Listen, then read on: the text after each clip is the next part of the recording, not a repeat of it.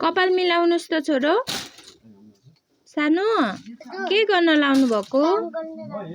हो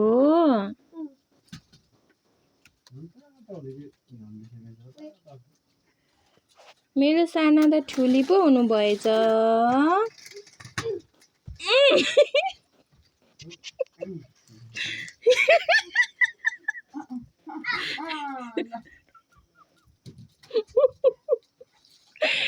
ओ thank you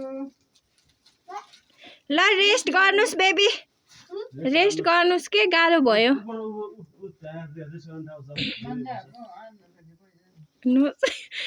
तपाईँले डोको बोकेकै देखाउन दिनु भएन के दाइ सानो त छुट्टीमा गाउँ आएर कति धेरै काम गर्नुभएको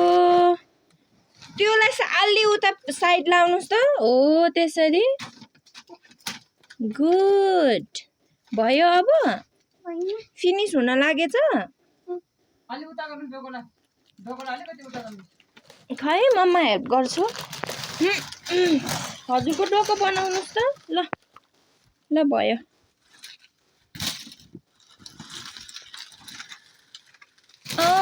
धेरै हाल्न पर्दैन बेबी गाह्रो हुन्छ अब फिनिश भयो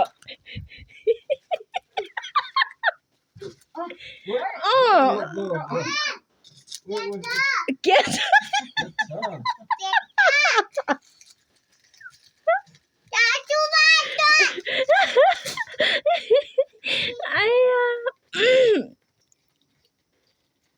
कपाल मम्मी कपाल हेर्नु न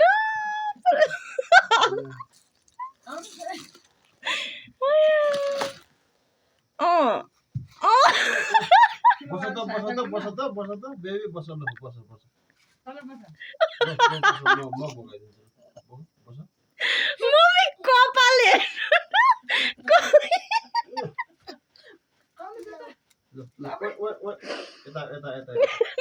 बजाइले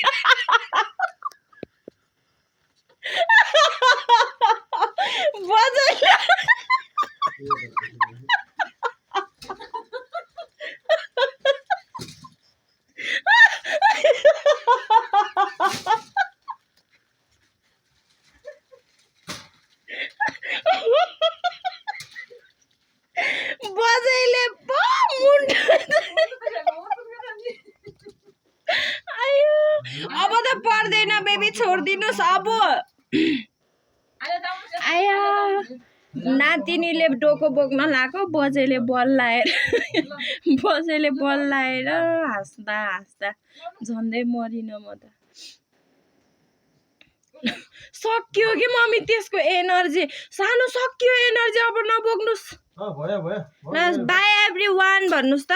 बाई एभ्रीवान यसरी से बाई अब अझै बोक्नु हुने हो र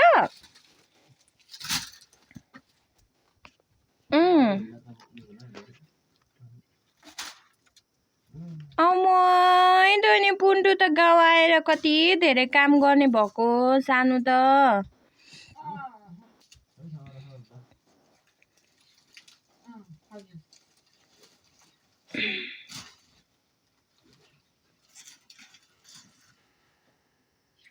आमै माया लाग्छ बजेको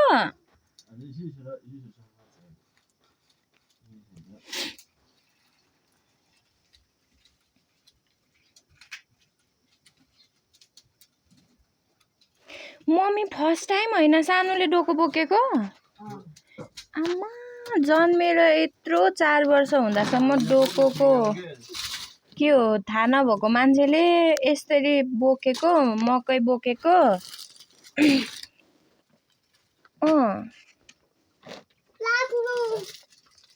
ल भयो सानो धेरै नबोक्नुस् ल भयो जानुस् त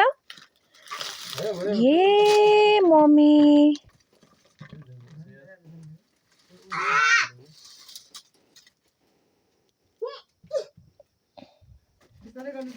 लौ त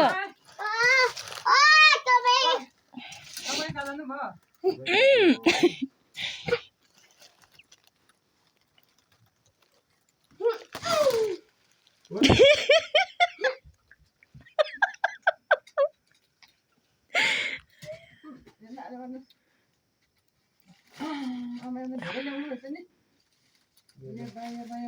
कति धेरै काम गर्नुभएको अब त टाइट हुनुभयो बस्नु सानी त